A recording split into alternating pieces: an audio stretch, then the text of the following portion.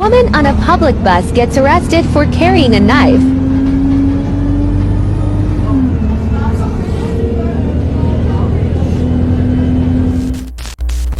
Doing, guys, myself, Chris Credit OBE, hitting you with a quick one. Real Talk True Season. Don't worry, I'll wait. Yeah, mother. Someone's mum. Someone's daughter that's got a knife, and I don't know whether she feels threatened, I don't know whether she feels in the right state of mind, but it knows that it's real right now, guys. If our kids are going around with knives for protection, then we're going to start going around with knives for protection because we don't feel safe with the police. We don't feel like the Metropolitan Police have done anything. They haven't even got a new commissioner. Don't worry, I'll wait. They haven't even come up to us and reassured us about the certain deaths and certain things that's going on within our community. We have to police our own community, but it makes me sad to know that this woman is holding a knife. She's got mental health problems.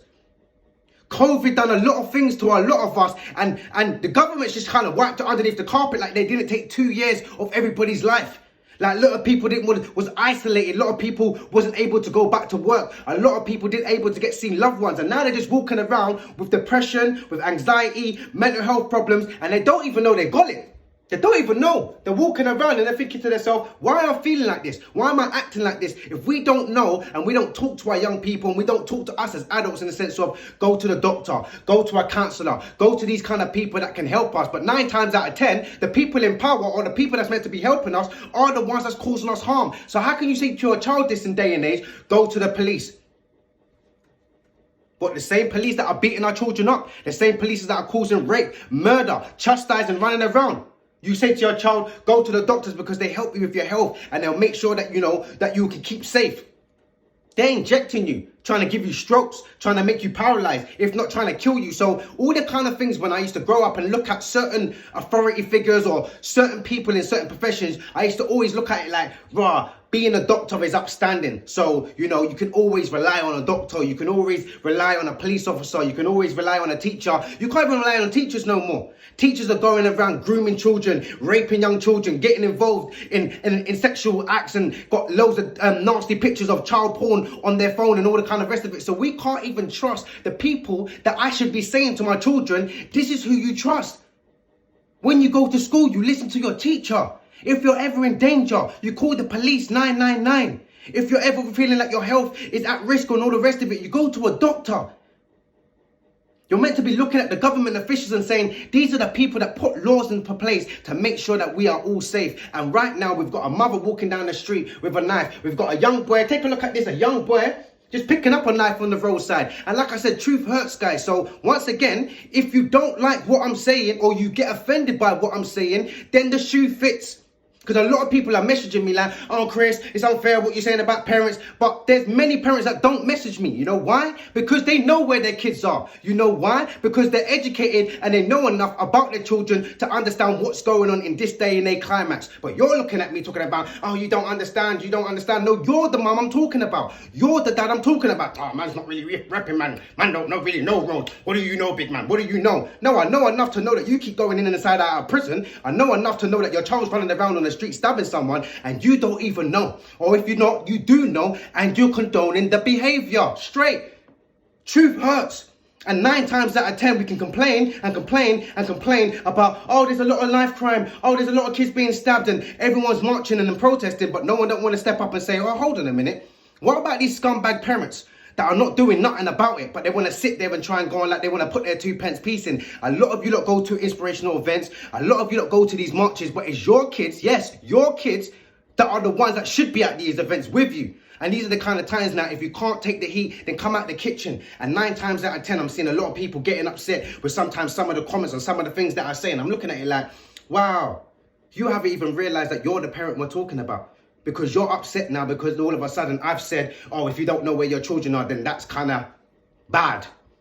You're looking at it, oh, what do you mean? I don't know where my child... Well, you should know where your child is. And if you don't know that your child's in a day and era where 90% of them going out on the streets could be stabbed.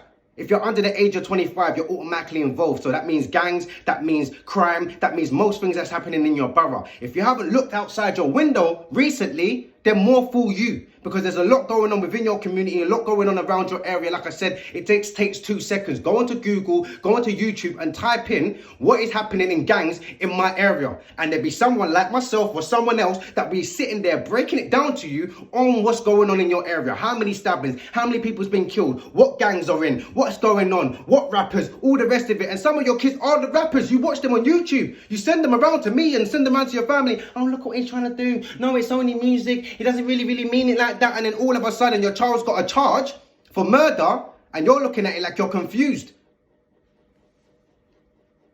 So when we start addressing the problem, let's address the problem for what it really is, guys. And 9 times out of 10 when we're sitting there, we all like to put the 2 pence piece, and that's why you've got to give credit for those that are out there actually really fighting on the front line.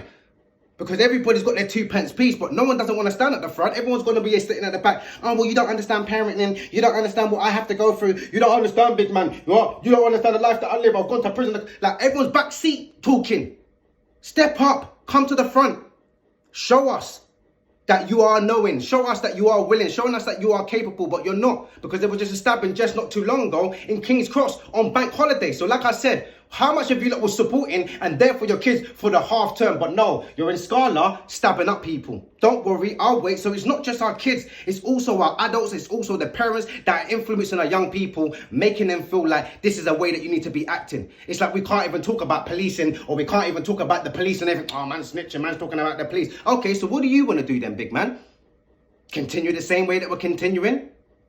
Our young people feeling threatened, can't go to the park because they're drug addicts and heroin addicts and needles in the park, and they can't even play safe because man them are using it as like drug sections in the sense of where most of the gangs hang out and sell drugs and all the rest of it, and we're just meant to accept it. But when we talk about the policing, when we talk about being policing, no one doesn't like it. But no one doesn't like it when your child gets stabbed. No one doesn't like it when your child's not able to play or they picked up a needle. That's when you want to be like, where's the police? Where's the police? We can't keep throwing stones and not being able to throw stones back at ourselves. So we need to start looking at the police system. Yeah, them man are dead, they're not doing nothing, but we also need to start looking behind closed doors in our own home, checking our own self and saying, do you know what, do I do the bare minimum? Do I know who my child is? Am I doing enough? Am I giving that child the right installation? Do I check their room? Do I check what they're doing? Is my son coming in with a mask and I know certain things about him? He's telling me that he's been stabbed or run down before. He's got a criminal record. All these kind of things, if you're not at least trying to look at the bigger picture, then we're never going to solve the problem. We're never going to solve the issue. We're going to keep getting young people running around, stabbing each other, and we're never going to see a change.